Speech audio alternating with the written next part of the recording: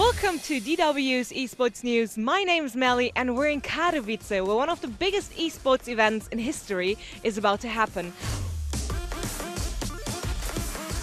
Over 120,000 people are expected on site to see their top teams battling it out for glory, honor, a beautiful trophy and of course a big chunk of prize money. We're focusing on the Counter-Strike tournament where we're following one of the top teams, the Swedish Fnatic, and I would say let's get in there and check it out.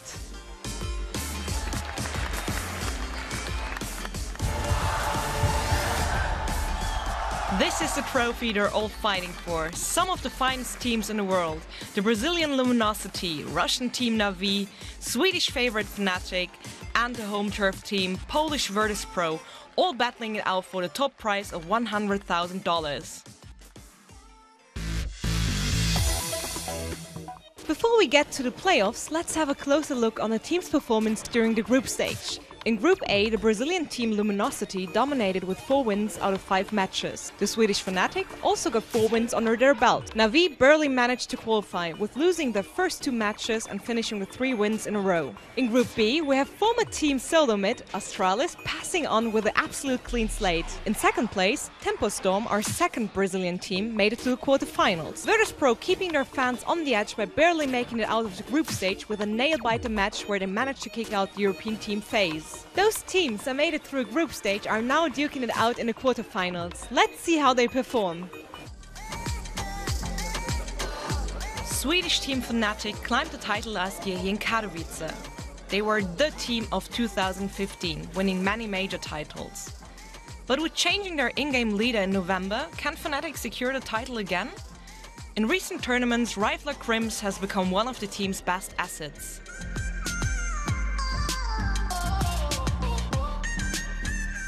You have a new player and your in-game leader changed. How does the synergy in your team feel? I must say that we have better synergy now because Flasha is not so tactical in-game leader, and it works out for the best of us because we all are like really good individually and we can just run through maps and just aim and kill everyone. I mean, you always get nervous even if you have played this game or any like top soccer player and something like that. You always get a little bit nervous, and it's good for me because it's fun to play.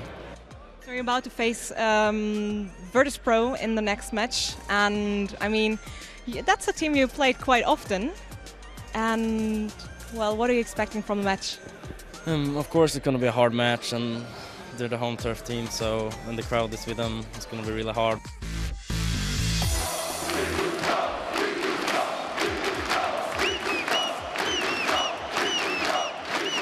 The crowd goes wild for local team Virtus.pro. On paper, Fnatic is definitely the favorite, but will they perform with the crowd rooting against them? Fnatic dominates on their first map Train, with a solid 16-5 result. The Swedes continue their winning spree over the first half of Inferno. Virtus.pro fails to impress on their CD side. Fnatic steals the show with brilliant scenes like this one. Fnatic's Olofmeister, standing with 10 HP, takes down Taz with this beautiful orb shot through smoke. Virtus.pro, now on the T side, manages to grab a few rounds, but it's not enough to get back into the game against a strong standing Fnatic. In this last round, the Swedes easily defend their bomb spot. Virtus.pro stands no chance. Fnatic effortlessly wins the third map 16-8 and moves on to the semi-finals. You totally dominated Virtus.pro in the quarterfinals. I mean, you kind of expected it, but did you feel that it's going to be that smooth? No, actually. They're a really good team, and I mean, every team ranked between 1 and 10 can beat any team, so I was really surprised that we played so good actually, because we had it was one of our best matches together as a team because our synergy and our communication was really on point. We are probably the most dynamic team out there amongst the top teams. Many top teams have like one sniper, one lurker and everything. I think we are more dynamic. JW and Olof can both play the AWP really good. Sometimes Olof lurks, sometimes Flasha lurks. So the opponent never knows who is going to be doing what. The next match is going to be the semi-final against Astralis. And they absolutely dominated in group stage, winning every match they played. And I think it's not going to be that easy as against Virtus Pro, right?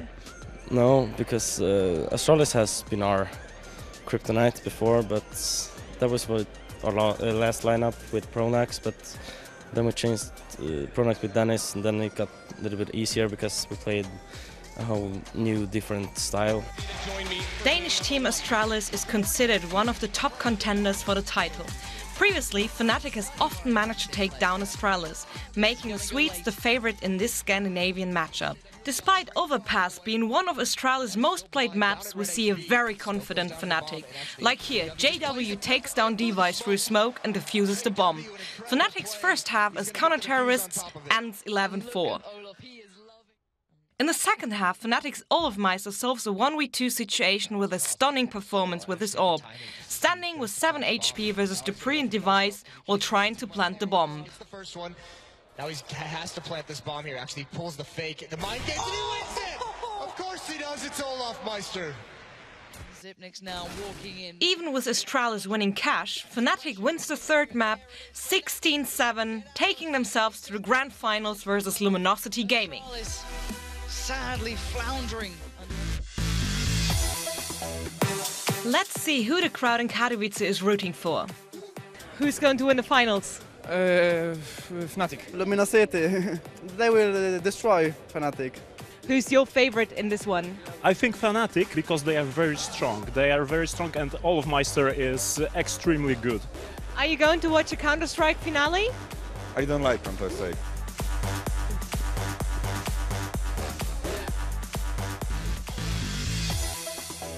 Before heading to the grand finals, let's have a closer look at how the playoffs went. Luminosity won 2-0 against Na'Vi, with having to fight hard for their victory and even taking it to overtime on the first map. So looking at the bracket, it seems like we're in for an epic clash between Fnatic and Luminosity. Let's see who's going to take that bad boy behind me home. The two strongest teams have made it into the finals. After Virtus Pro was eliminated, Brazilian Luminosity has taken their place as fan favorites. Their spectacular performance in this tournament has won them the fans' support. But will they be able to break Fnatic's dominance?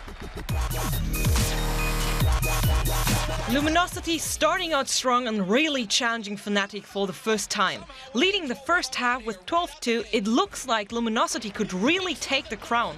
But in the last round, Fnatic's JW outplays Fallen, who doesn't have a chance to defuse the bomb in time. With switching sides, Fnatic gets back into the game and secures overtime. Luminosity starts with a bang. Taco solves the 1v2 situation with 2 impressive kills, taking his team ahead. Olofmeister evens out the score with a sick orb shot. He takes down 2 of Luminosity's players at once.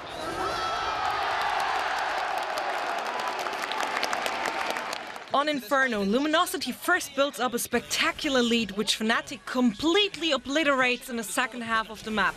Again, the two teams take it to overtime.